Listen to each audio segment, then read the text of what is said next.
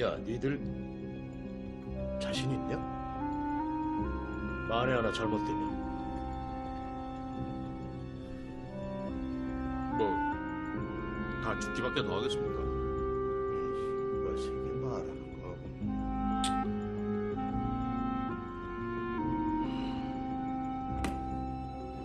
오케이, 어디 마음대로들 해봐. 근데 난 모르는 일이다. 예, 당연히 그러셔야죠. 근데 이거 작전명이 뭐냐? 신세계 프로젝트.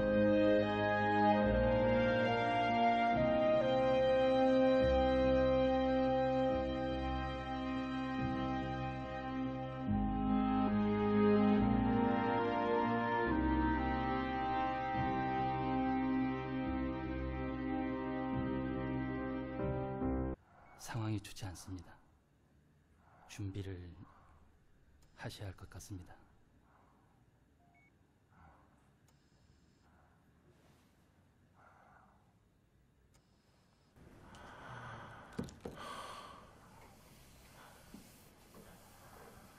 표정 풀어 이 씨발. 누가 잡아먹냐.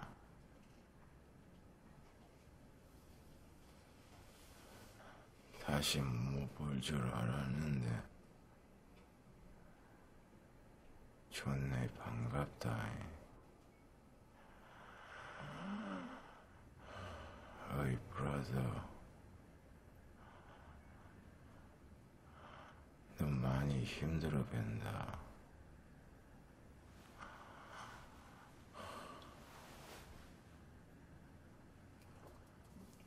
그러지 말고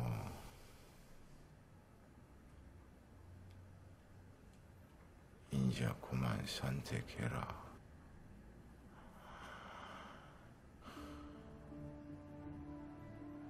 형 말 듣고 이 빙신아. 그래야 네가 살아.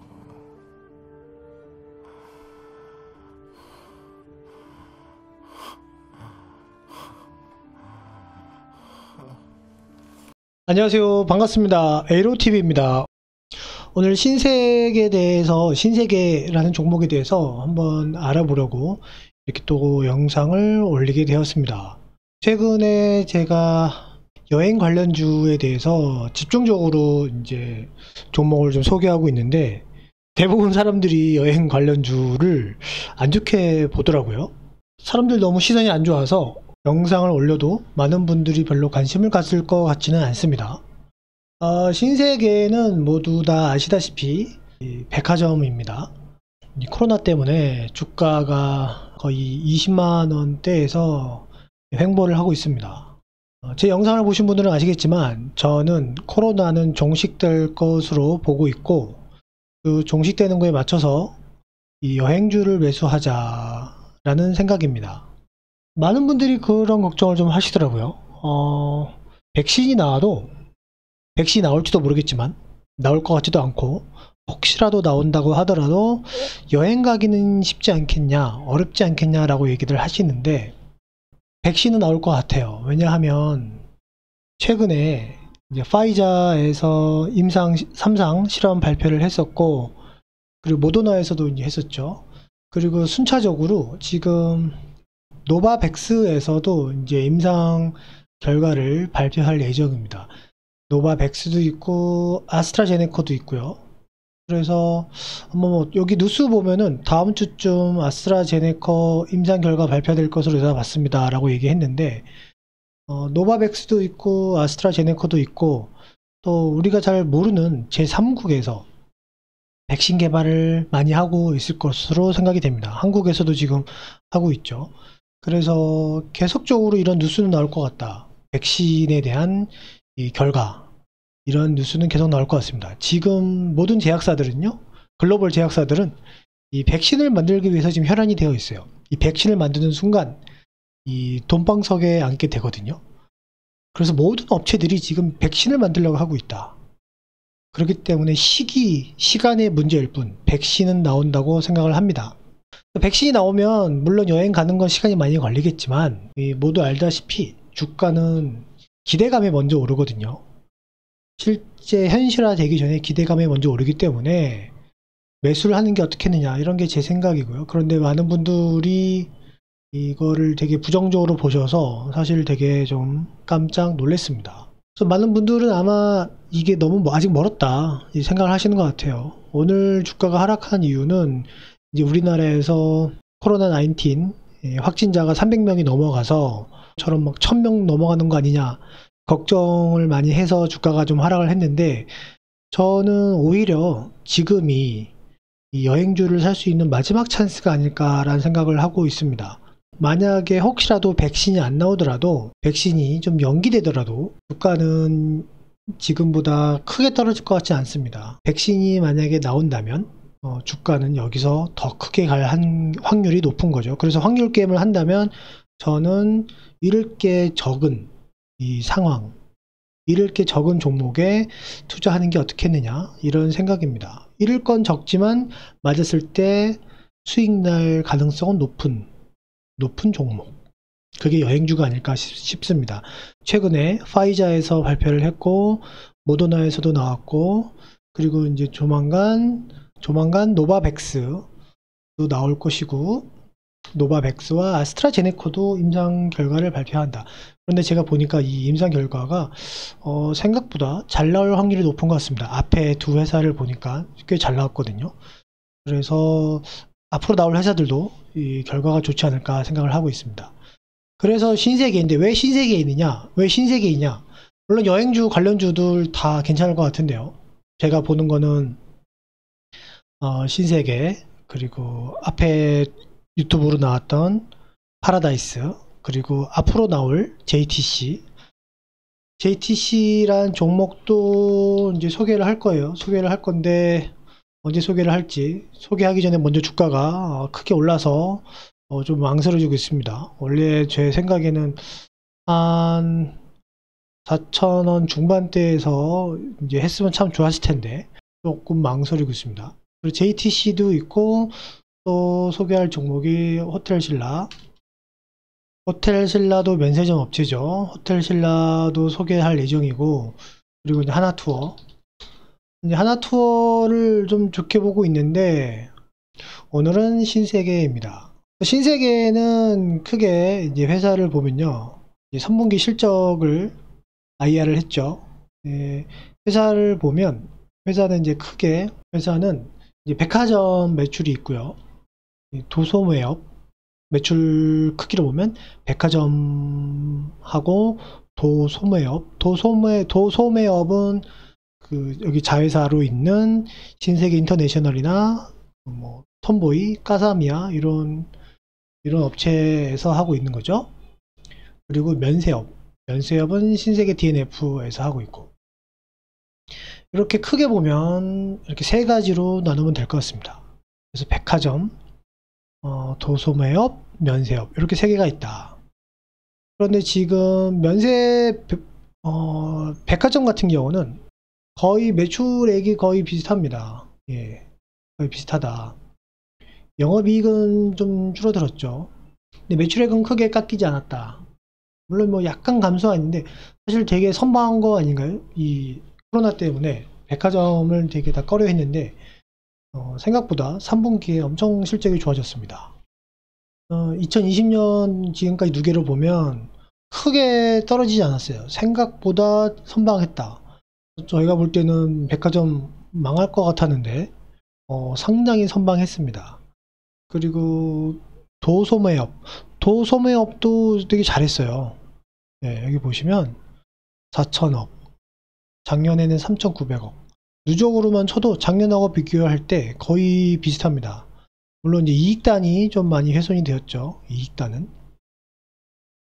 이제 문제는 면세점이에요. 면세점은 이제 작년 3분기에는 9천억을 하던 게 코로나 때문에 면세업이 비행기가 안 나가니까 면세업이 완전히 폭망해버렸죠. 지금 절반으로 툭 떨어졌습니다. 만약에 코로나가 사라진다면 이게 급증할 수가 있다라는 게 이제 포인트고요. 코로나 이전에는 여기 보시면 백화점은 매출 비율이 27%예요. 그리고 패션이 22%고, 그리고 면세점이 48%였습니다. 그러니까 어떻게 보면 면세점 매출이 가장 컸었죠. 그리고 이익도 보면 면세점 이익이 31%, 상당 부분을 차지했습니다. 백화점 이익은 계속 좋았었어요. 이제 중국 사람들이 뭐 이거는 앞에서도 파라다이스 얘기할 때 했던 부분인데, 중국인들은 그 한국의 면세점을 상당히 신뢰합니다. 많은 중국인들이 한국에 올 때 면세점에서 쇼핑을 어마어마하게 하는데, 그러니까 저희 같은 경우 예를 들면 한 사람이 사는 금액이 만약에 예를 들어서 면세점에서 100만 원을 산다 그러면 중국 사람들은 한 1000만 원어치를 사요. 이게 그 사람이 다 사는 게 아니라, 제가 한번 중국 친구가 놀러 와서 이 중국 친구가 쇼핑을 어마어마하게 하더라고요. 그래서 야, 너 돈 많니? 어떻게 이렇게 쇼핑을 많이 해? 그랬더니 그게 아니라 자기가 한국 온다고 하니까 친구들이 이거 사달라 저거 사달라 해서 이 쇼핑 리스트를 갖고 왔더라고요. 친구들이 뭐 이것도 사달라 그러고 저것도 사달라 그러고.